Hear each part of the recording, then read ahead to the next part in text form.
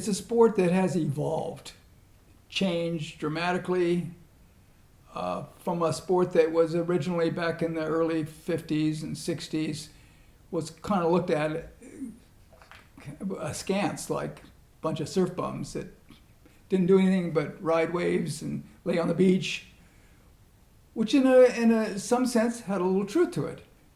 And if you think about it, skiing had the ski bums. People who are really passionate about a sport they love kind of get categorized as bums because they don't seem to have a working job where they go to 8 to 5 every day. They have to have a job because none of those surfers I know at that time, they worked. And they didn't sell drugs like the thing was surfers were all druggies and all that. That was not true at all. But the people I knew and surfed with, and they were just loved their sport. They were passionate about, and it's not even a sport, they're passionate about this connection that they had to riding waves. And the joy to see each other catch a wave, you'd see a guy hang 10 toes over the nose, you just cheer as he went by you as you paddled out. That was the state of the surfing back in the early 50s and 60s. It's just one with nature. It's one of the few sports where you just need a pair of trunks, bar of wax to make the surface so it's not slippery, and a surfboard you can buy for $100 at the time, and you can go out and catch waves, and you're out there enjoying and playing with nature, and no one even knows about it.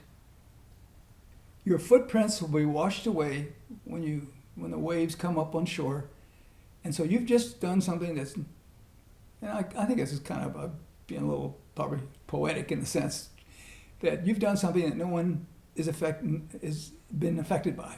No noise, no pollution, no leaf blowers, no ski lifts going, no motorboats going. It's all silent, sweet, and beautiful. And that's the attraction of surfing. It's almost cathedral-like. You get out there, and all you hear is maybe the wave breaking. That's it. And so that really caught on. Orange County, essentially, if you want to look at, it is the location where surfing icons influence the sport. And most of them were in Dana Point. Capistrano Beach, San Juan Capistrano.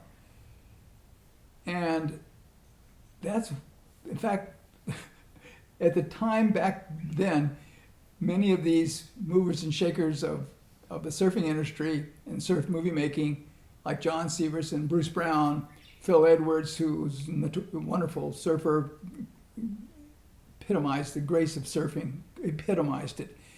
And Surfer Magazine were all there in that area.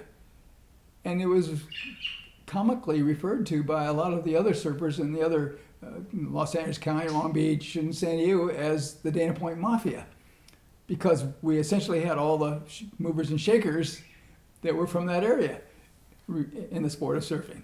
But it was not a serious thing. It was just that's the way people thought about it, because when Hobie made a decision, or Bruce made a decision, or John Severson made it, or some of them, Hobie had all the greatest surfers working with him, and also San Clemente and Dale Velsley, all these people were all Orange County. So Orange County is a standout for the center of and the culture of surfing in California and the United States.